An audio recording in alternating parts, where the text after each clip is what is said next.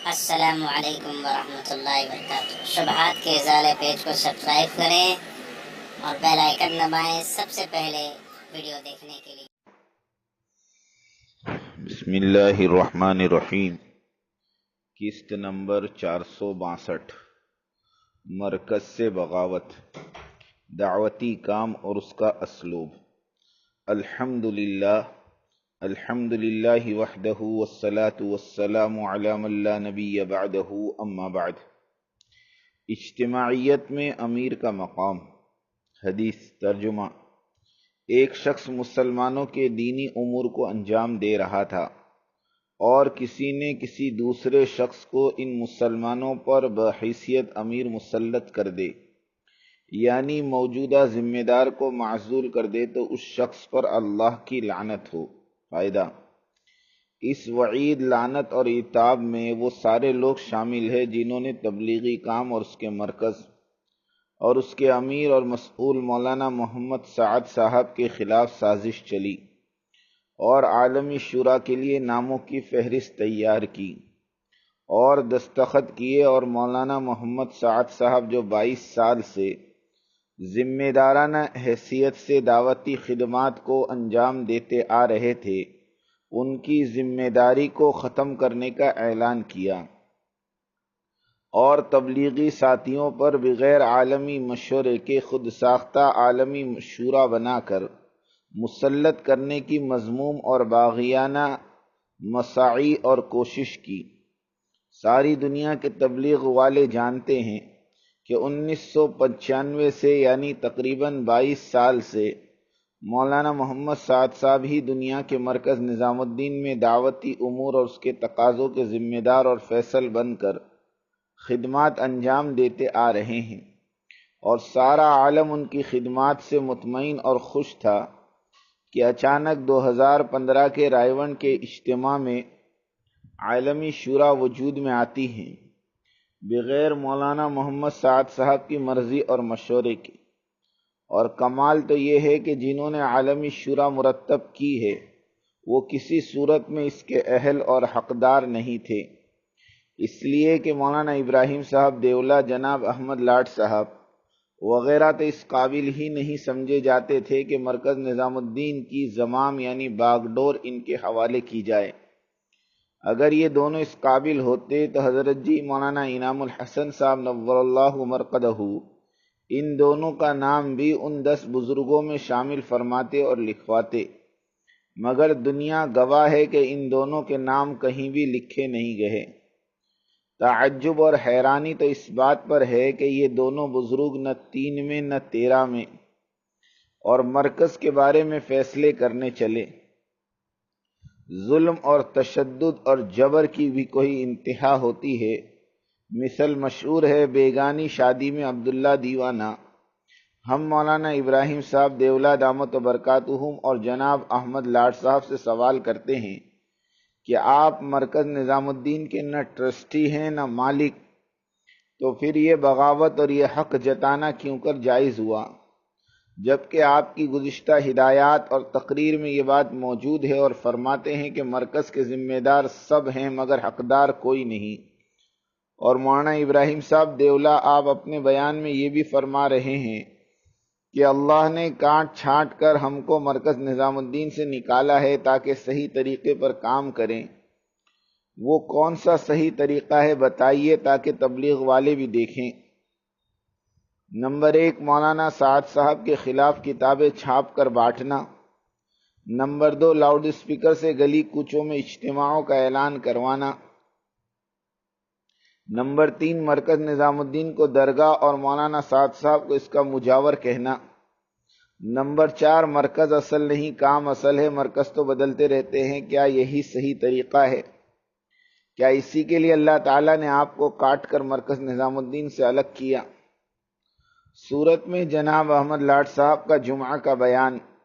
جناب احمد لاٹ صاحب کا جمعہ کے خطبے سے پہلے بیان میں یہ کہنا کہ مولانا سعد صاحب کی نیت میں خلوص نہیں، وہ امیر بننا چاہتے ہیں، اور اس کے لیے وہ حدیث بیان فرمائی کہ قاری، سخی، شہید سے دوزخ بھڑکائی جائے گی۔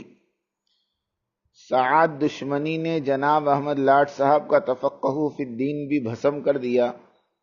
حضرت لاٹ صاحب یہ حدیث اور اس طرح کی دوسری حدیث کہ اللہ تعالیٰ کبھی کبھی فاجر اور فاسق سے بھی دین کا اونچا اور اعلیٰ کام لے لیتے ہیں، اس طرح کی احادیث کو مشائخ احادیث مراقبہ کہتے ہیں۔ ان احادیث سے اپنی خود کی ذات کو پرکھنا مقصود ہوتا ہے۔ یا اللہ مجھ سے دین کی خدمت تو بہت ہو رہی ہے، اعوذ باللہ کہیں میں فاسق اور فاجر تو نہیں ہوں۔ ان احادیث کو دوسروں پر تھوپنا گناہ کبیرہ ہے اور اس طرح کا عمل حرام ہے، اس لیے کہ اس عمل سے سامنے والے کی تذلیل اور بدگمانی صادر آتی ہے جو حرام ہے۔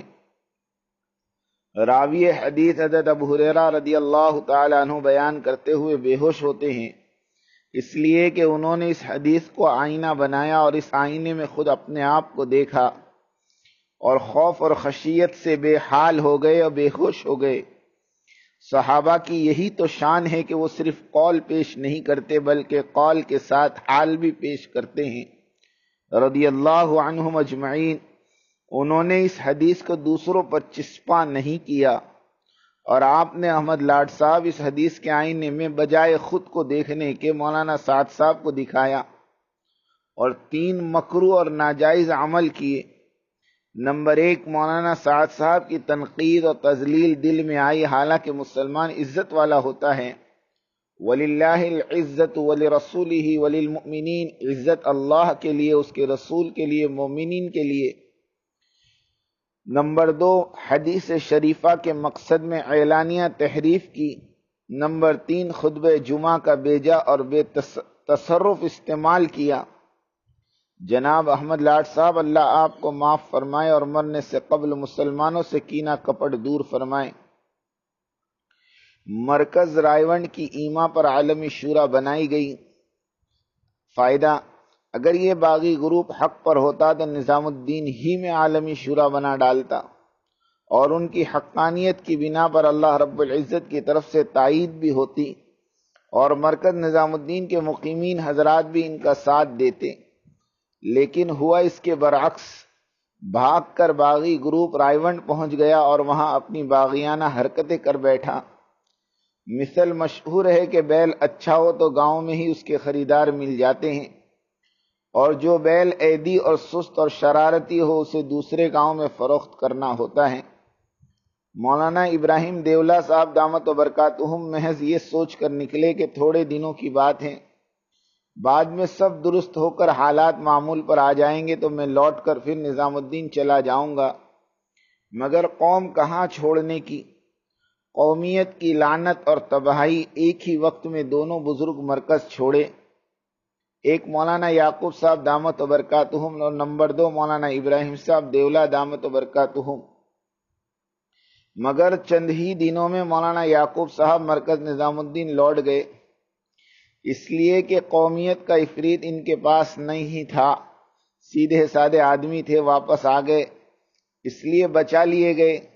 مولانا ابراہیم صاحب دیولہ دامت و برکاتہم کا مسئلہ مختلف ہے، اس لیے کہ ان کے آس پاس قومیت اور علاقائیت والوں کا اتنا سخت اور مضبوط پہرا تھا کہ وہ وہیں رہ گئے۔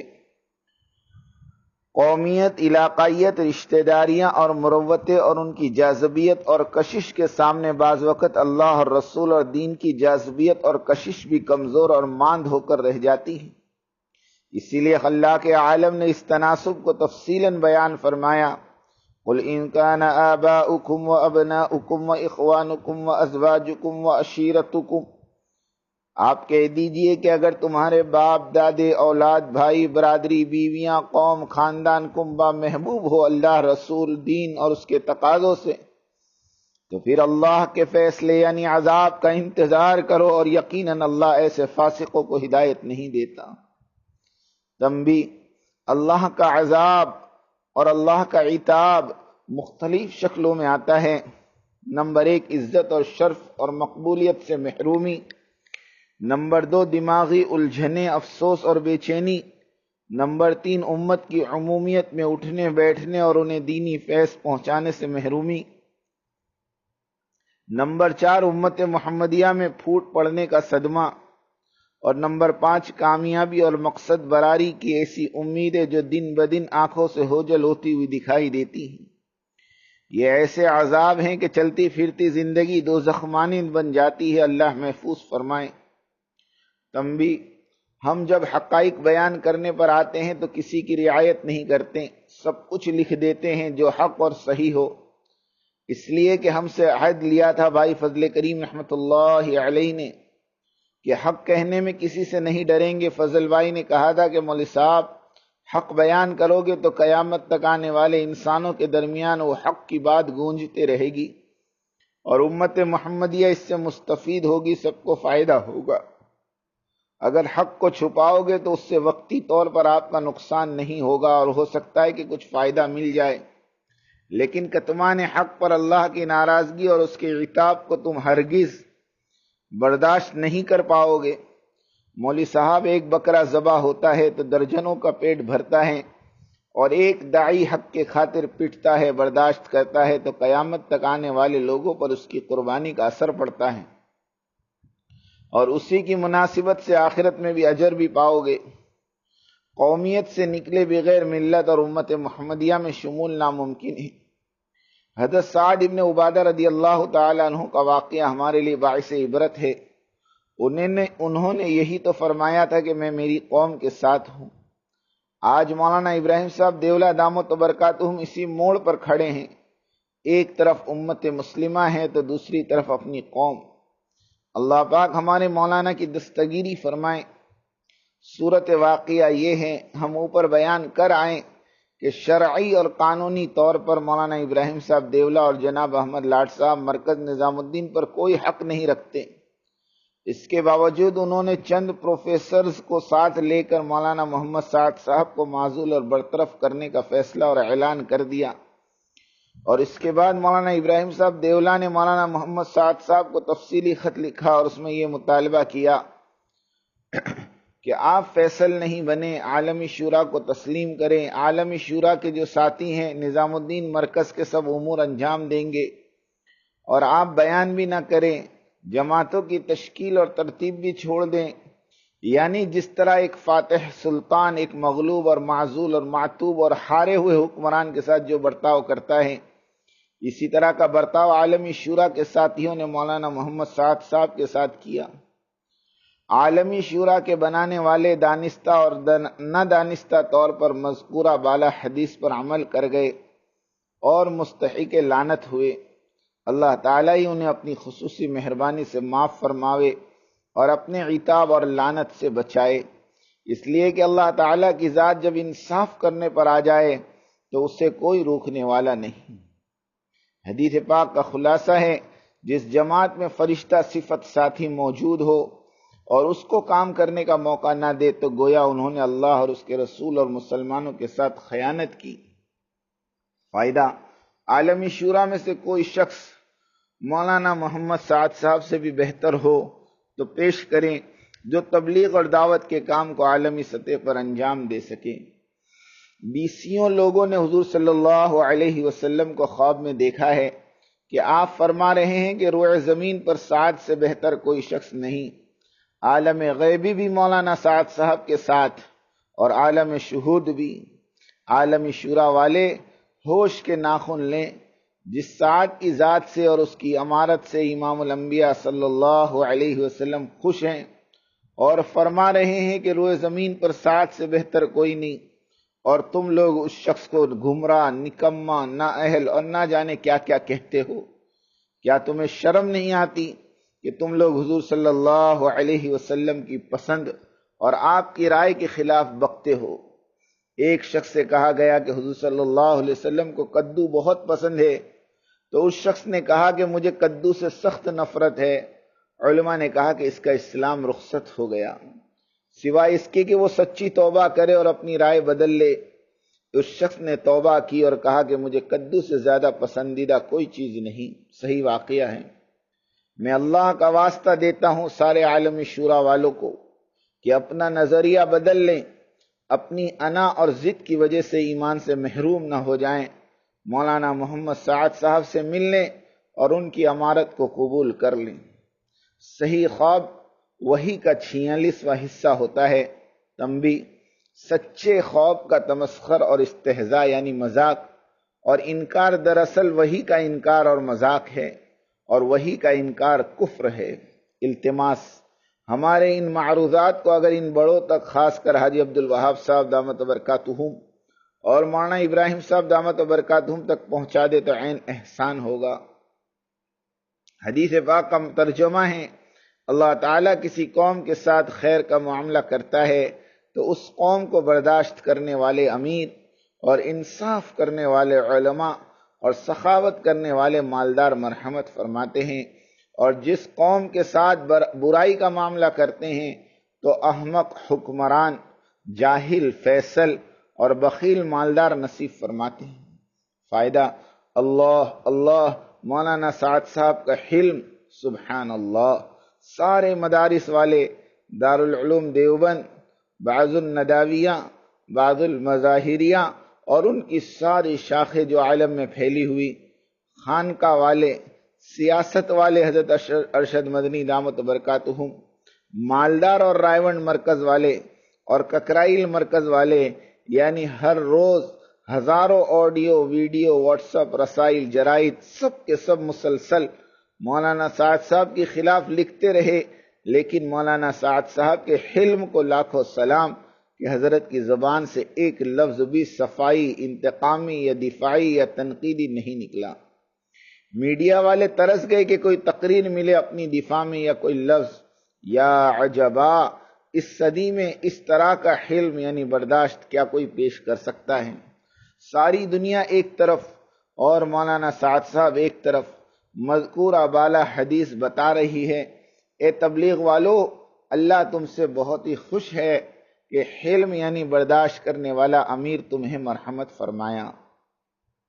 حدیث کا ترجمہ ہے: رسول اللہ صلی اللہ علیہ وسلم نے فرمایا، اے اللہ، جس کو بھی تو نے میری امت پر امیر بنایا اور اس نے میری امت کے ساتھ سختی کا معاملہ کرے تو بھی اس کے ساتھ سختی والا معاملہ فرما، اور جس نے نرمی کا معاملہ کیا تو بھی اس کے ساتھ نرمی کا معاملہ فرما۔ حدیث کا ترجمہ ہے: حضور صلی اللہ علیہ وسلم کی خدمت میں ایک اعرابی یعنی دیہاتی آیا اور پوچھا قیامت کب آئے گی؟ حضور نے فرمایا جب امانتوں کو ملیا میٹ کیا جائے تو قیامت کا انتظار کر۔ اس نے کہا کہ امانتیں کس طرح ضائع ہوگی؟ تو حضور نے فرمایا امارت نہ اہلوں کو سونپ دی جائے تو قیامت کا انتظار کر۔ فائدہ: امامت، قضات، عدالت اور جماعتوں کی امارت علماء اور حلماء کا ہی حق ہے۔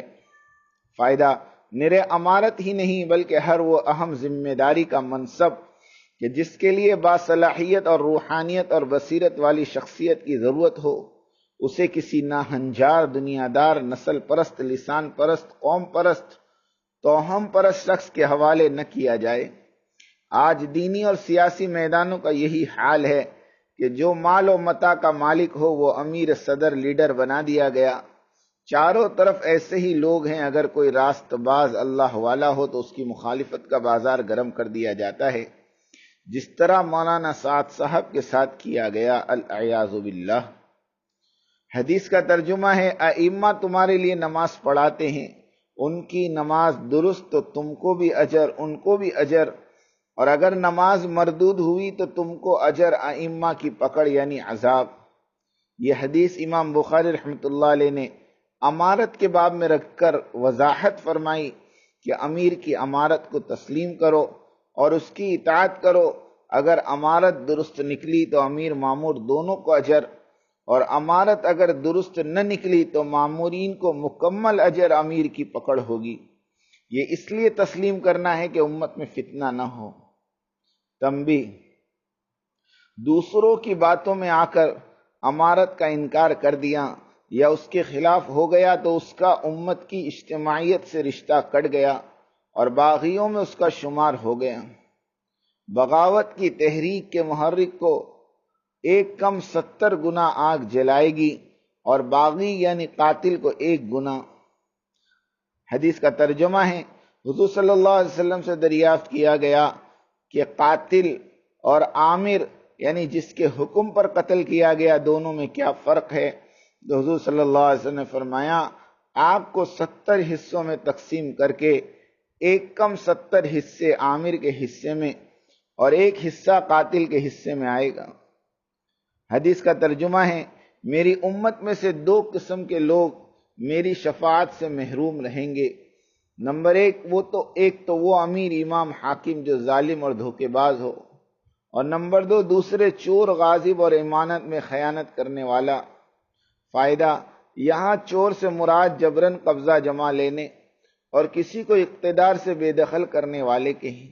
تنبیہ، یہ سارا بیان امارت، مامورین، محرک بغاوت اور دھوکہ دہی، غصب، قبضے، مافیا کے بارے میں تھا، اور مذکورہ بالا سب کے سب احادیث صحیح ہیں۔